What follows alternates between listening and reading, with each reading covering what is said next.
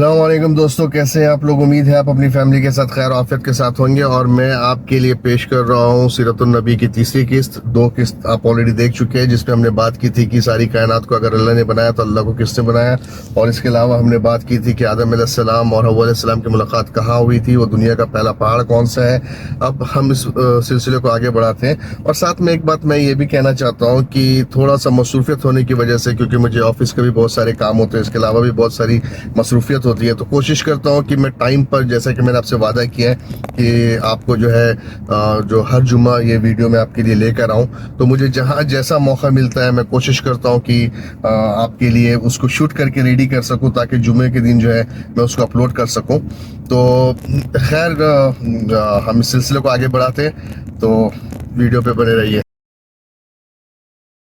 آگے بڑھنے سے پہلے ہم تھوڑی سی بات کر لیتے ہیں کعبے کی ہسٹری کے بارے میں۔ کسی نے امام زین العابدین سے پوچھا کہ کعبے کا طواف کب سے چل رہا ہے۔ امام زین العابدین نے بتایا کہ جب اللہ نے یہ فیصلہ کیا کہ وہ دنیا میں خلیفہ بنا کر بھیجیں گے اور وہ خلیفہ اس دنیا میں حکومت کرے گا۔ جب فرشتوں کو یہ بات پتہ چلی تو انہوں نے اللہ سے عرض کیا کہ اللہ، کیا ہم تیری عبادت کے لیے کافی نہیں ہیں؟ کیا ہم تیری حمد و ثنا کے لیے کافی نہیں ہیں؟ کیا ہم تیری تسبیح و تکریم کے لیے کافی نہیں ہیں؟ تو اللہ نے کہا، کیا تم وہ جانتے ہو جو میں جانتا ہوں؟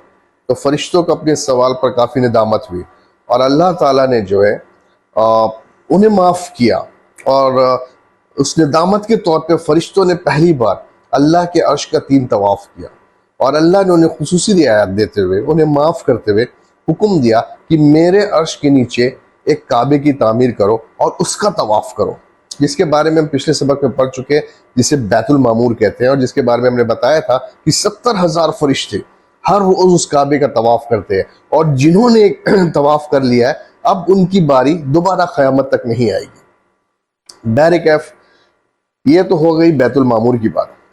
جب اللہ نے آدم علیہ السلام کو زمین پہ اتارا تو اس وقت آدم علیہ السلام کی جو لمبائی تھی وہ زمین سے لے کر آسمان تک کا ان کا خط تھا، تو فرشتوں کی حمد و ثنا کو سنتے تھے، ان کے طواف کو دیکھتے تھے، ان کو وہ آوازیں آتی تھی، تو پھر اللہ نے جو ہے ان کے خط کو کم کر 60 ہاتھ کر دیا، یعنی 60 ہے ہمارے ہاتھوں سے 60 ہاتھ کا کر دیا۔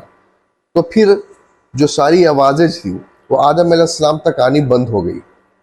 تب آدم علیہ السلام نے اللہ سے درخواست کی، یا اللہ، میرے پاس ایسی کوئی چیز نہیں جس کے لیے میں تیری عبادت کر سکوں، یعنی نہ مجھے حمد و ثنا کی آواز آتی ہے، نہ تسبیح و تکریم کی آواز آتی ہے، تو میں کس بنا پہ تیری عبادت کروں؟ مجھے کچھ ایسی چیز دیجیے جس کو میں مرکز بنا کر آپ کی عبادت کر سکوں۔ تب اللہ نے السلام کو بھیجا، اور جبرائیل علیہ السلام نے فرشتوں کی بنائی ہوئی جو بیت المعمور کے بعد جو ہے زمین پر، جو فرشتوں نے واپس اسی مقام پر جو ہے کعبے کی تعمیر کی تھی، زمین پر جو سب سے پہلی تعمیر تھی وہ فرشتوں نے کی تھی۔ اس کے بعد جبرائیل علیہ السلام نے وہی چیز جو ہے، وہی جو ان کا کنسٹرکشن کا یہ تھا، کھدائی کے آثار تھے، اسی آثار کی بنا پر آدم علیہ السلام نے پھر دوبارہ جو ہے وہ کعبے کی تعمیر کی۔ تو انسانوں کی اگر ہم بات کریں، جب اللہ نے بشر کو پیدا کیا، انسان کو پیدا کیا، تو سب سے پہلے جو کعبے کی تعمیر کی وہ ہمارے اور آپ کے باپ آدم علیہ السلام نے کی۔ روایتوں کے مطابق کعبے کی تعمیر کے لیے طور سین، طور زیتون، کوہ لبنان، کوہ جودی اور جبل ہیرا سے پتھر لیے گئے تھے، اور جبرائیل علیہ السلام نے اپنے پروں سے اس زمین کے ساتھ اس زمین تک اس کی نیو کھودی تھی، جو بنیاد کھودی تھی، اور روایتوں کے مطابق ان 5-6 پہاڑوں سے پتھر لیے گئے تھے، لیکن میرے جو اطلاع ہے اس کے مطابق جبل خبیل جو دنیا کا سب سے پہلا پہاڑ ہے، جس کے بارے میں آپ کو بتا چکا ہوں، اس پہاڑوں سے بھی پتھر لیے گئے تھے۔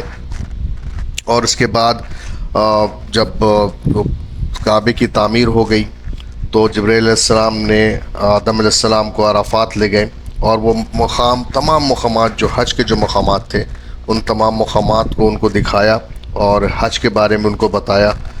اور دوسری بار جو کعبے کی تعمیر کی گئی تھی وہ دوسری بار تعمیر کی گئی تھی، جس میں آدم علیہ السلام کے علاوہ حوا علیہ السلام، جبرائیل علیہ السلام بھی شامل تھے۔ اور تیسری بار جب اس کی تعمیر کی گئی تھی، کچھ روایتوں میں ہے کہ تعمیر کی گئی تھی، کچھ روایتوں میں ہے کہ اس کی صرف مرمت کی گئی تھی، وہ کی گئی تھی شیش علیہ السلام کے ذریعہ، جو آدم علیہ السلام کی اولادوں میں سے ہیں، اور چوتھی مرتبہ یہ اس وقت تعمیر کی گئی تھی جب اللہ نے نوح علیہ السلام کی قوم پر عذاب بھیجا تھا.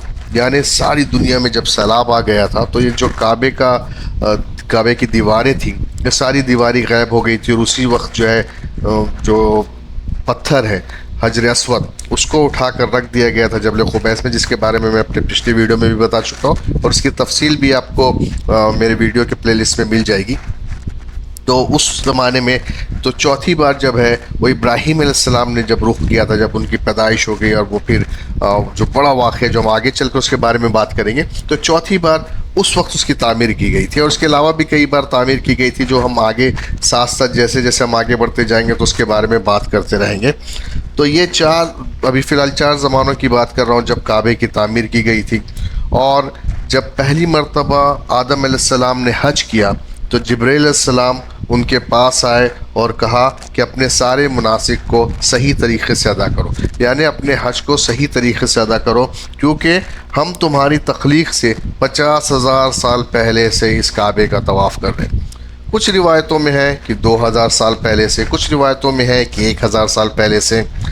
کہنے کا مطلب یہ کہ آدم علیہ السلام نے پھر حج کیا، اور اس کے بعد اسی طرح سے یہ کعبے کی جو ترتیب چلتی رہی، اور کعبے کی یہ ہسٹری جو ہے یہ کعبے سے ریلیٹڈ ہے جو جہاں اب تک ہم نے بات کی. ساتھ میں یہ جاننا بھی بہت ضروری ہے کہ کعبے کی تعمیر ٹھیک اسی مقام پر ہوئی جہاں سے اللہ نے زمین کی تخلیق شروع کی، یعنی جہاں سے وہ جھاگ پیدا ہونا شروع کیا اور وہ زمین کی طرح ساری دنیا پر پھیلتے چلی گئی اور زمین کی تخلیق ہوئی.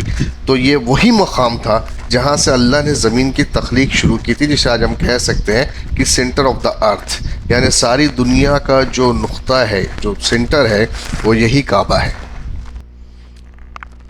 اور اس کے بعد آدم علیہ السلام کی وفات ہوئی. کچھ روایتوں کے مطابق ان کی جو مقبرہ ہے، ان کی جو خبر ہے، وہ ہندوستان میں ہے، کسی کے مطابق وہ شری لنکا میں ہے، لیکن جہاں تک میں نے پڑھا ہے، جہاں تک میں نے سنا ہے، ان کے مطابق ان کی جو خبر ہے یہ اس پہاڑ کے اوپر یعنی جبل خبیث کے اندر کہیں ہے. تو دوستو آج کے ویڈیو میں اتنا ہی، لیکن اگلے ویڈیو میں ہم بات کریں گے. ہمیں تھوڑا سا ابراہیم علیہ السلام اور اسماعیل علیہ السلام کی زندگی کے بارے میں جاننا ہوگا، کیونکہ یہ زندگی جا کے جڑتی ہے محمد صلی اللہ علیہ وسلم کی زندگی سے، تو اس لیے ہمیں ان کے بارے میں جاننا بہت ضروری ہے. آپ کون ہیں؟ تم؟ میں آپ کو کچھ بتانے آیا ہوں. اچھا، اور آپ یہاں کس لیے آئے؟ آپ نے سب کچھ بتایا، لیکن ایک چیز آپ بتانا بھول گئے. اچھا، اور وہ یہ کہ حوا علیہ السلام کا کیا ہوا، ان کے بارے میں کچھ انفارمیشن دو. بہت بہت شکریہ بتانے کے لیے. تو دوستو میں نے حوا علیہ السلام کے بارے میں نہیں بتایا.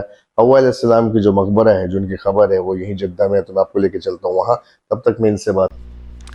تو یہ وہ مقام ہے جہاں بی بی حوا علیہ السلام کا جو مقبرہ ہے، اور اس کا نام بھی مقبرہ حوا کے نام سے ہے، اور یہ جدہ کے العمریہ ڈسٹرکٹ میں ہے. اور ابھی بھی یہ جو ہے یہاں پہ آپ اس قبرستان میں جا سکتے ہیں، اور ایک بہت ہی لمبی خبر ہے، اور کہتے ہیں کہ یہ بی بی حوا جو ماں حوا ہے ان کی خبر ہے. تو اگر آپ جدہ ہیں تو آپ یہاں کی بھی زیارت کر سکتے ہیں. تو یہ وہ مقام ہے.